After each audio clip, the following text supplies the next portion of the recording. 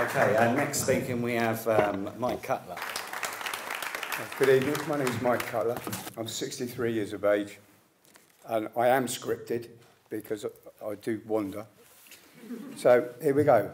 In and around August 2008, my doctor told me I had end-stage liver cancer with approximately 3 months to live. He put me on a transplant list, and in November 2008 I received a liver transplant.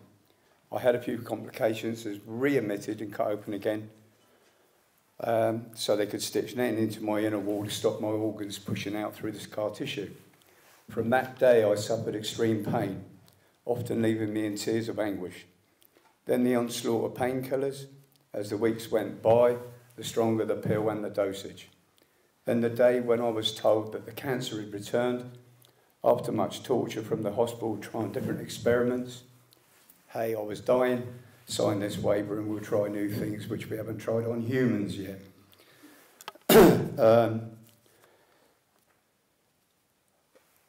They just might work, but they didn't. In the end, they gave up and sent me home to die with a large bag of morphine. My physical state deteriorated rapidly and I became bedridden.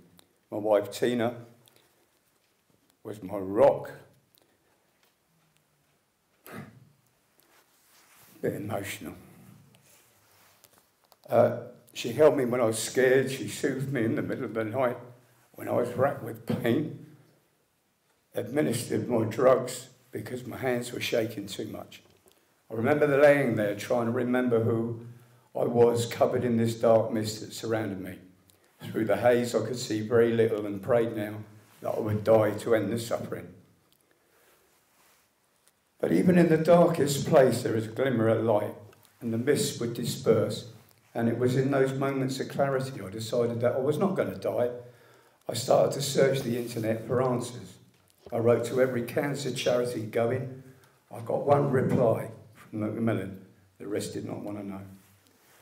I came across Rick Simpson on YouTube. I watched as he demonstrated making the oil from cannabis, then listened to the stories of success. But in your mind, you're saying, can this be really true? If so, why isn't our government allowing our doctors to prescribe this for sick people?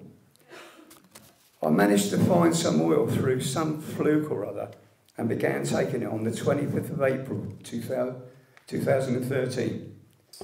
I began to sleep and eat better, and after 3 days, I stopped taking the morphine. I just didn't need it anymore.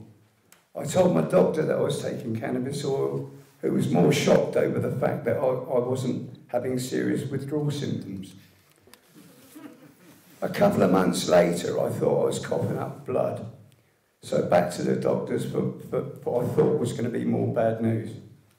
But he said he didn't know what it was, but it's not blood.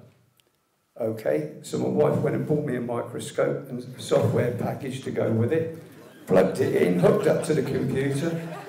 I looked onto the screen in amazement. I photographed what I saw, and with the aid of the software, I was able to search and see what it was. Dead cancer cells. My God.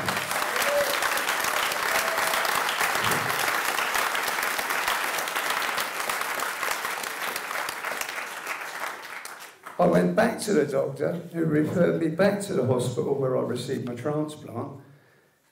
They said, well, we better have you back in for a biopsy. Shortly after, I was told the cancer had gone. Since then,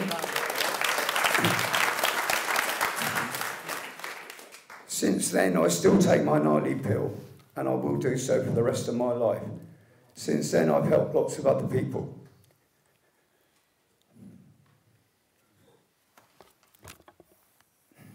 And I'll never turn anyone away.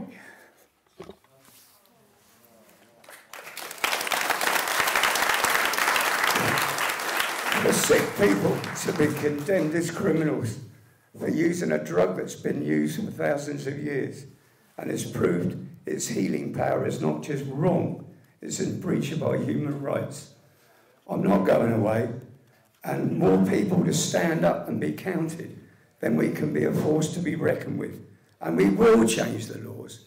That's why the United Patients Alliance was formed to give people a voice. So let's stand under that one banner and be heard.